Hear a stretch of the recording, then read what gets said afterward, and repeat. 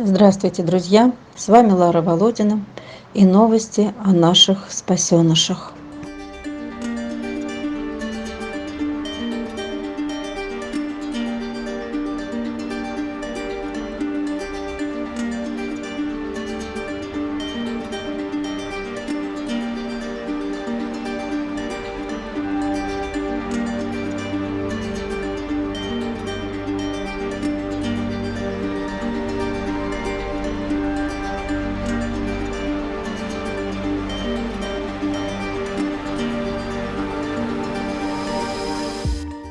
А эти терпеливые у нас. Все, друзья, спасибо всем огромное, всем, кто нам помогает, помог. Кто поет? Песни поет. Песни поет у нас эта малышка. Всем спасибо огромное, столько эмоций зашкаливают. Все покажем, всем спасибо. Следующий самолет ждем, там задержки из-за пожаров.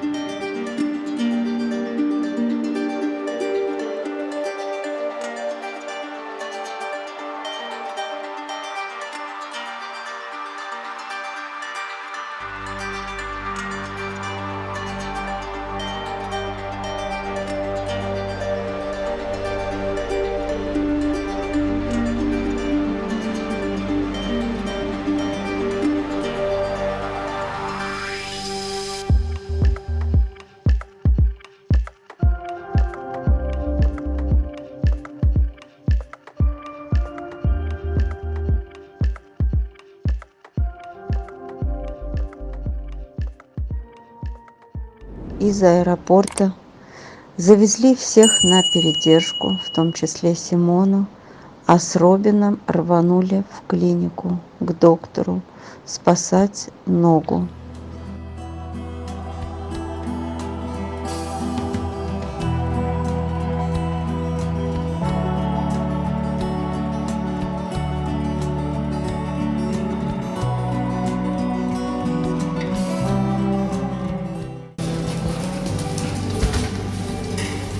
Рона, ты как щенок играешь. Куда ты пошла? Куда? Ой. Ой.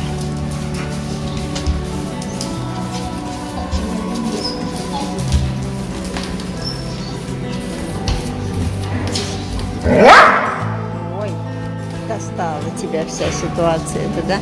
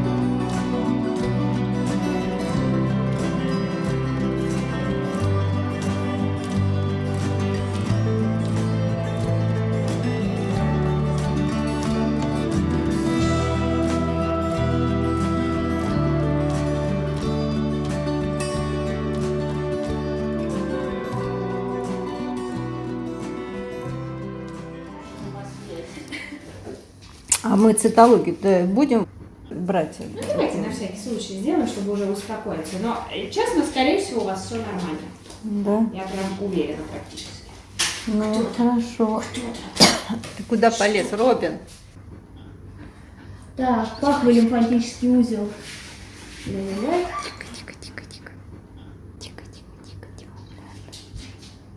Справа, да.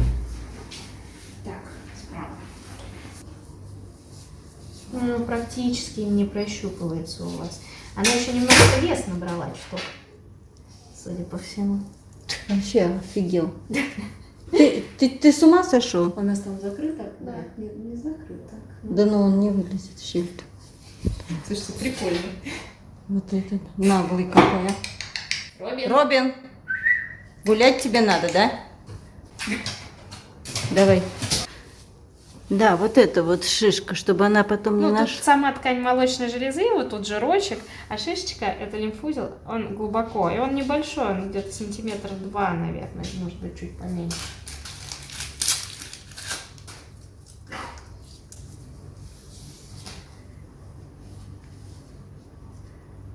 Еще не попадешь. Сейчас поможем.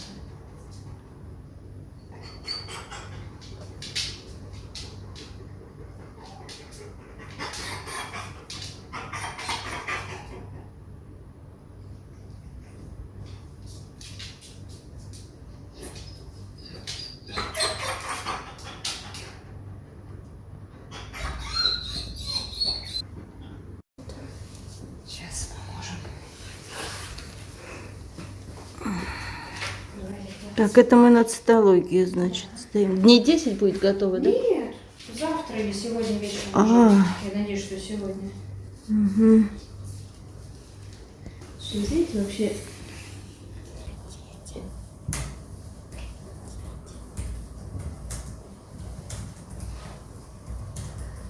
Он-то любит, а это еще не привык. Робин рот открыл, не понимает, что за лафа. Вот такие у нас дети хорошие.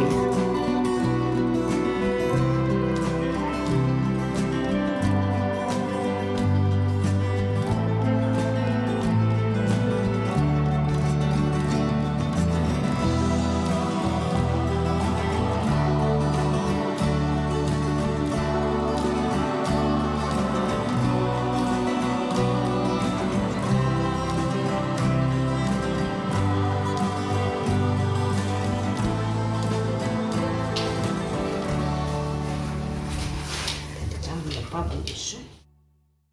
По рентгену перелом консолидированный, сросшийся.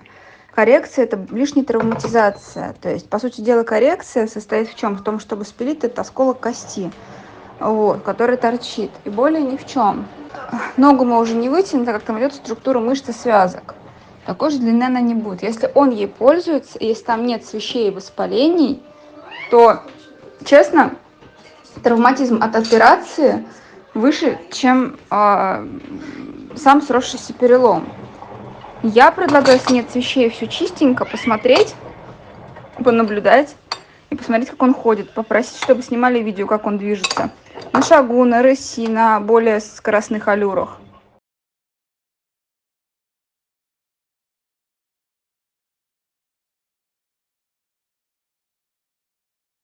Друзья, многие из вас интересуются насчет Элис, девочки с одним глазом. Мы ищем ей дом, ищем семью.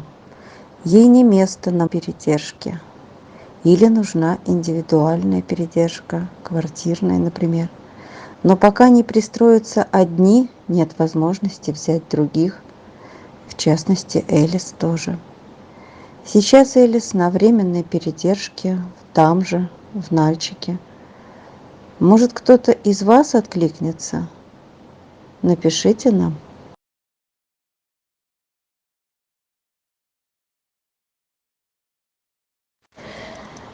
Друзья, хочу показать вам 3 сирот.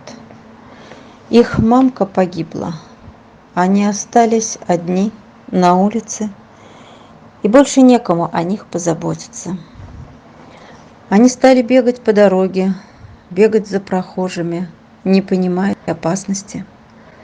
Забрели в чью-то подворотню и стали просить есть. Их покормили, и они не ушли. Но там есть свои собаки, и эти им не нужны. И вот сейчас хозяйка этого дома с ребенком уезжает на операцию в больницу надолго. И встает вопрос, куда их девать. Конечно же, отвезти их только в ППЖ приходит на ум. Но эти малыши до ужаса худые, всегда голодные, просто не выживут в ППЖ. Там надо уметь за себя постоять. А этому их никто не научил. Мамки-то лишились рано, осиротели рано. Если никто не откликнется на них взять себе, то они однозначно погибнут.